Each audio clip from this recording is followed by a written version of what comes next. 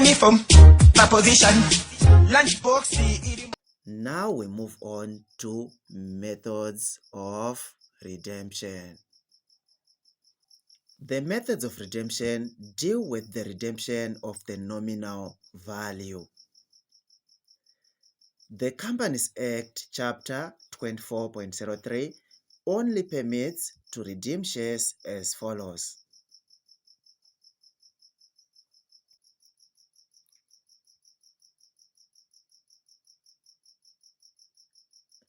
Redemption of shares plus new issue of shares.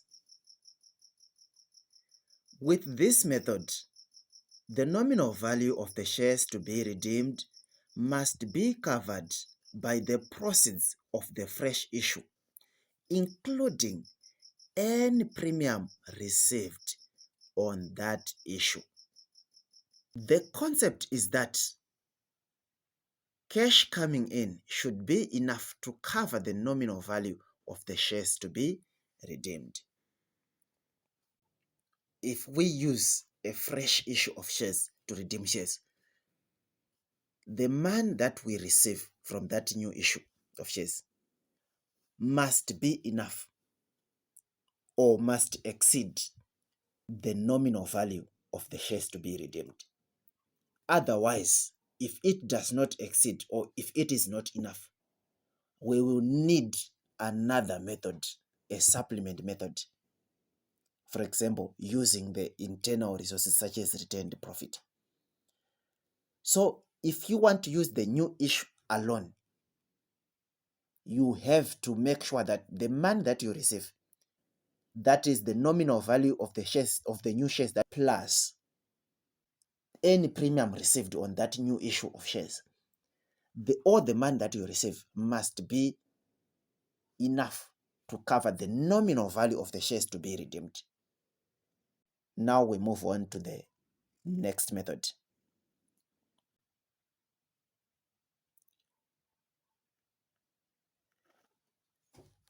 Redemption by utilizing internal resources.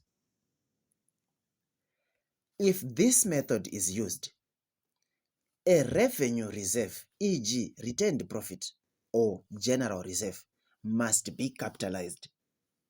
Did you get that?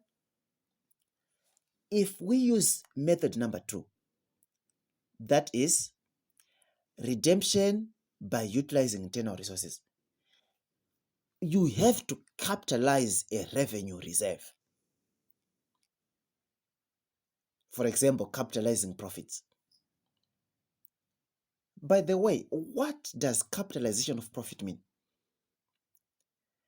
Capitalization of profits refers to the transfer of enough profit to cover the nominal value of the shares to be redeemed from retained earnings to a capital reserve known as the Capital Redemption Reserve, CRR.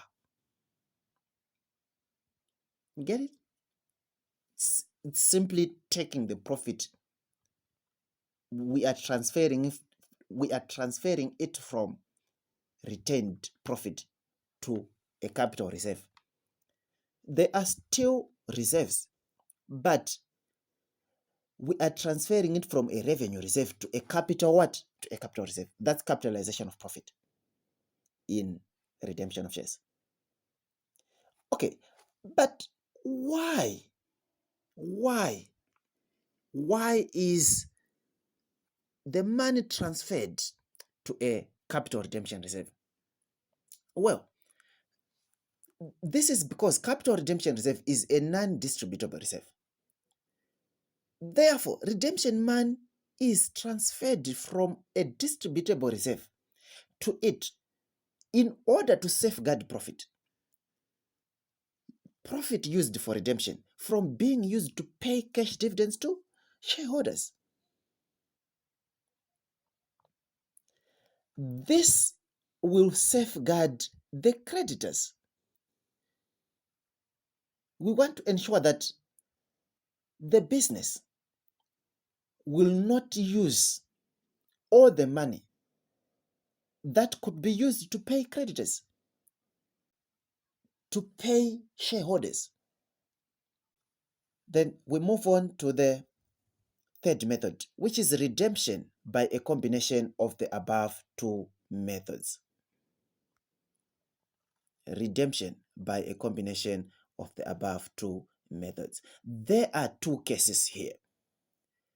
Okay, the good news is you just adjust for each method used as explained above. The following formulae will prove to be helpful. You need to know this formulae by heart, okay?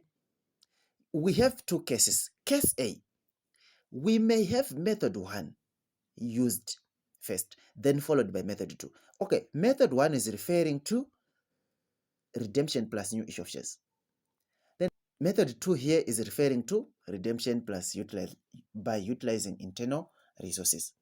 So if we use method 1 followed by method number 2, the amount raised from method 1, that is new issue of shares, including the premium. How do we get this amount? We get it by multiplying the number of new shares issued times the price of shares, including the premium. Then, after getting the amount raised from method 1, that's when we will be able to determine the amount to be raised from method 2. So, this amount is obtained using now this formula. The nominal value of shares to be redeemed minus the amount raised from method 1. You are going to see this as we will be doing the examples. Then case B, if method 2 was used first, then followed by method 1, you need to calculate the amount raised from method 2.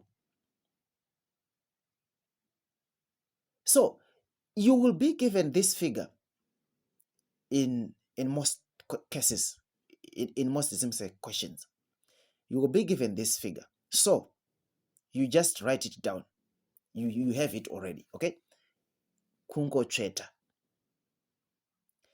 Therefore, the amount now raised from method 1, which is the new issue of shares, we just need the discrepancy. If this amount is not enough, that's when we need to raise the other money from new issue of shares. So the same formula applies. Nominal value of shares to be redeemed. This is the amount required, right? Then minus the amount raised from method what? From method 2. Then we get the amount that is required to be raised from method 2.